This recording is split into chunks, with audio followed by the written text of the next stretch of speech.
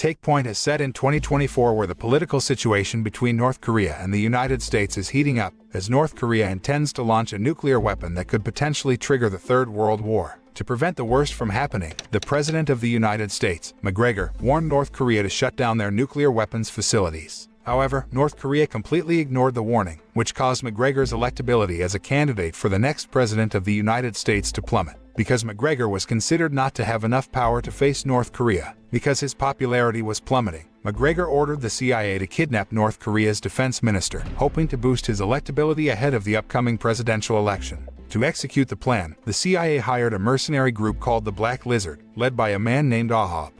The scene then switches and shows Ahab in a renovated bunker for a meeting between North and South Korea during the Cold War. Inside the bunker, Ahab and one of his men, Marcus, are seen monitoring their team that has prepared on the other side of the bunker to kidnap a target on orders from the CIA. In addition to discussing the kidnapping plan with Marcus, Ahab also took the time to examine a document containing information about a man named Logan who had just joined his team. From this information, Ahab learned that Logan was an expert in IT and hacking.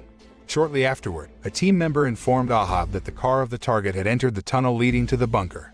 To ensure that Logan was ready for the mission, Ahab asked Logan about their mission. Logan replied that their mission was to kidnap North Korean Defense Minister Lee Young-tak, who was holding a meeting inside the bunker. Logan believed that they could carry out the mission without encountering any obstacles because they had prepared everything.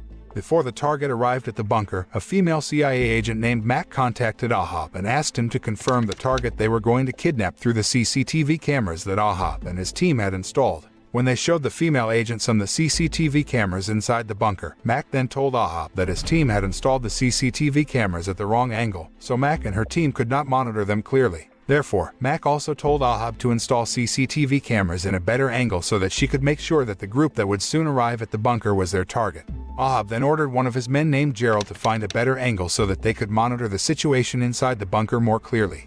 Shortly afterward, the group from North Korea finally arrived at the bunker, and to Ahab's surprise, the person holding the meeting inside the bunker was not the Minister of Defense, but the Supreme Leader of North Korea named King. King attended the meeting accompanied by his medical team led by a man named Yoon who was his personal physician. Upon seeing that, Ahab told Mac that the CIA should double their honorarium because the target they had to kidnap was the Supreme Leader of North Korea. Mac agreed to pay Ahab and his team a higher pay, but she insisted that the CIA and the United States government would not be responsible for the kidnapping, so Ahab and his team had to bear the risk themselves. Ahab did not seem too worried about the risks of his mission this time, because he felt quite confident that his team was capable of carrying out the kidnapping mission.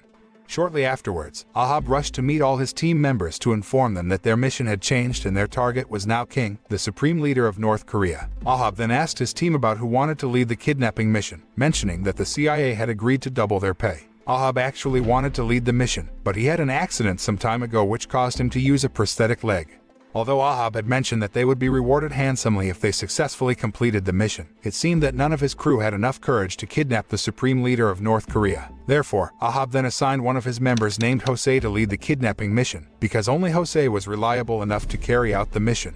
Ahab tried to convince Jose by saying that this time the kidnapping mission was their last mission and lured him with a much bigger reward if Jose was willing to lead the mission. Upon hearing that, Jose finally agreed to lead the mission, so they immediately moved to carry out the kidnapping mission. Ahab and his team immediately broke into the bunker that was the location of the meeting, then killed the North Korean soldiers guarding the place. Shortly afterward, Ahab contacted Mac to inform her that his team had successfully captured King and his personal medical team. But unexpectedly, one of the North Korean soldiers they had taken down was still alive and shot Jose in the neck, causing him to lose a lot of blood. So Gerald then urged Ahab to ask the CIA for help so that they would send a medical team to save Jose. However, Mac did not want to be responsible for this and immediately ordered Ahab and his team to take King out of the bunker and complete their mission. Ahab then became indecisive because he really didn't want to leave Jose, who was seriously injured. But they had no other choice because he had reached an agreement with the CIA, who refused to be responsible for anything that happened to Ahab and his team on the mission. In the end, Ahab decided to leave Jose and ordered his crews to hurry up and take King out of the bunker. However, when Ahab and his team were about to leave the place, they saw a television broadcast about a group of mercenaries who managed to kill the Supreme Leader of North Korea 10 hours ago. In the news program, the news anchor mentioned that the mercenaries had been captured by the North Korean army. Upon learning that, Ahab and his team finally realized that they had been trapped and their location was known to the enemy, so Gerald proposed to Ahab to destroy the path that the enemy would take to reach the bunker. However, before Ahab and his team could leave the bunker, they were suddenly ambushed by a group of mercenaries who were much more numerous and also had more complete weaponry. A gun battle between the two mercenary groups was inevitable, so Ahab immediately told Logan and Marcus to take King to a safe place. Ahab then contacted Mac for help and inquired about the armed forces that ambushed them. Mac informed Ahab that the armed forces were a group of mercenaries hired by China government to capture King. Mac assumed that China was trying to attack North Korea first by targeting King and using him as bait when King attended the meeting in the bunker. Although North Korea intends to launch their nuclear weapons, in reality, it is China that has control over the nuclear weapons. Mac thinks that North Korea might be planning a nuclear attack because of the United States' mistake, and China intends to prevent the nuclear attack and act as a hero to prevent the Third World War. Mac then tells Ahab that the only way to foil China's plan is to save King and make sure King stays alive. Arriving in a room, Marcus suddenly shot Logan and pointed his gun at Ahab while telling him to turn off the communication device connected to the CIA. Marcus revealed that he had been working with Alligator 47, a mercenary group hired by China government, where they promised to provide a huge reward for King. Marcus then offered Ahab to join the mercenary group as they would get a hefty salary and some very favorable benefits. Ahab seemed to consider the offer, but he secretly grabbed his gun as Marcus moved the unconscious King to the bathroom. However, when Marcus returned to the room, he realized that Ahab had taken his weapon. They then sat facing each other, and when Marcus was caught off guard, Ahab immediately seized the opportunity to shoot at him. But unfortunately, Marcus managed to corner Ahab and knock him down. When Marcus was about to kill Ahab, surprisingly, Logan was still alive and managed to kill Marcus.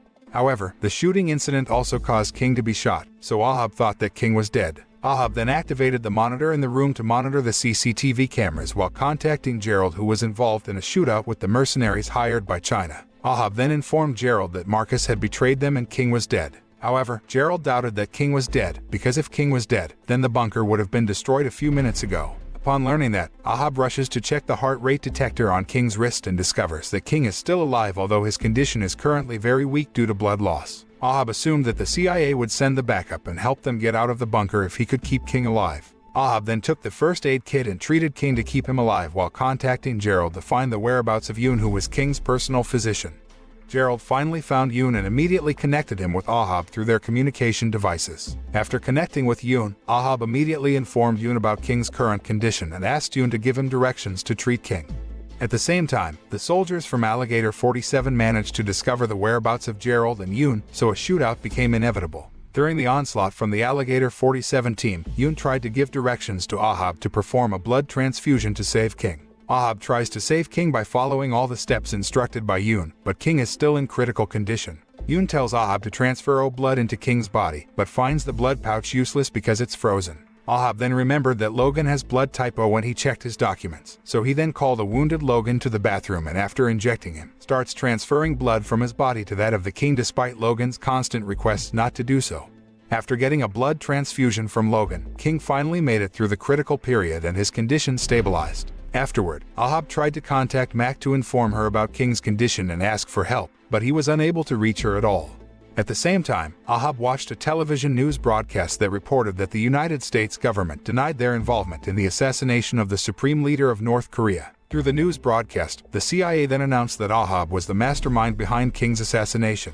Ahab, who was still in shock because he was made a scapegoat by the CIA, was then surprised by a rumbling sound indicating that the bunker had begun to be destroyed to kill King. Shortly afterward, a huge explosion occurred and collapsed the place. When he finally woke up after being unconscious for a long time, Ahab found that Logan was dead, while King managed to survive and his condition was also stable, although he was still unconscious. Ahab tried to contact Gerald and his team members, but none of them answered his call, until finally he got a call from Yoon, who informed Ahab that only he managed to survive the explosion. Ahab thought that all of his team members had died, but surprisingly, Gerald suddenly contacted Ahab and informed him that 4 of their team members had survived. Upon hearing that, Ahab became relieved and tried to find a way out for Gerald and his team. Ahab also directed Yoon, who was trapped in the ruins, to find a way out so that he could reunite with Gerald and his team. After getting instructions from Ahab, who's directing them from the surveillance room, Gerald and the others rushed to find a way out to save themselves.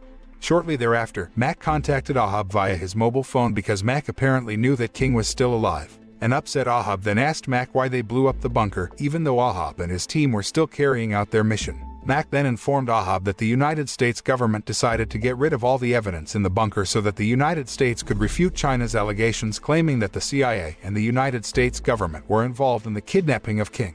Mack added that McGregor was criticized by the public, so he made the decision to blow up the bunker to remove the evidence that explains the U.S. government's involvement in King's abduction. Mack also informed Ahab that she had been dismissed from her position as CIA team leader, so she could not give official orders to send help to Ahab and his team. However, Mack told Ahab that she would help him to free him from the accusation of being the mastermind behind King's murder if Ahab managed to bring King out of the bunker alive. Mack tried to convince Ahab to follow her plan because if he managed to prove that King was still alive, then McGregor would win public opinion, which could boost his electability in the presidential election. After much consideration, Ahab finally agreed to follow Mack's plan, as he had no other more favorable options. On the other hand, Gerald and his team, who were trying to find a way out of the bunker, were intercepted by several members of the Alligator 47 team, who immediately launched an attack on them. While Ahab was giving directions to Yoon, he received a phone call from Mack informing him that McGregor had decided to send help to Ahab and his team. Mack asked Ahab to wait for the help that would soon arrive to save them. But unfortunately, Gerald and his team, who were involved in a gun battle with the Alligator 47 team, began to run out of ammunition, so they were finally killed. Ahab, who witnessed the incident through the CCTV camera, looked so shocked because in the end, all of his team members died in the mission. At the same time, Ahab realized that the Alligator 47 team was moving closer to him, so he decided to take King away. However, before Ahab could move to escape, he was suddenly attacked by a tank that managed to break through the wall in the room. From the hole where the tank attacked, Ahab saw Yoon, who was trying to escape from the enemy, and called Yoon to save him from the enemy's siege. Yoon immediately checked King's condition and realized that King still needed a blood transfusion to restore his critical condition. Yoon acted quickly to donate his blood directly to King, while Ahab tried to protect Yoon from the attack of the Alligator 47 team, who had discovered their location. In the meantime, through a television news broadcast, McGregor made a statement that the United States was indeed conducting secret military operations, but other countries had slandered the United States in an attempt to destroy the balance of world peace. McGregor then welcomed anyone to criticize him, as his reputation in politics was not important, as the U.S. government's main priority at the moment was to save the U.S. soldiers who were fighting for their country. In the speech, McGregor mentioned that Ahab was a soldier fighting for the United States, and he would make sure that Ahab would return to the United States safely. Because of his speech, McGregor's popularity rose again and his electability rose sharply to beat his rivals. Afterward, McGregor declares Ahab as a hero who fought to rescue King from the enemies, and eventually wins public support. Ahab, King and Yoon are rescued and taken in a plane, which is soon attacked by their enemies. An unconscious Yoon falls out of the plane and Ahab jumps with a parachute, first saving King and then Yoon by holding him tight as they swiftly reach the surface. The film ends with Ahab and Yoon, who manage to survive, and Yoon gives Ahab a shoulder as they begin walking. The moral that can be learned from this movie is never to have greed in our heart, because greed will only cause suffering in our life.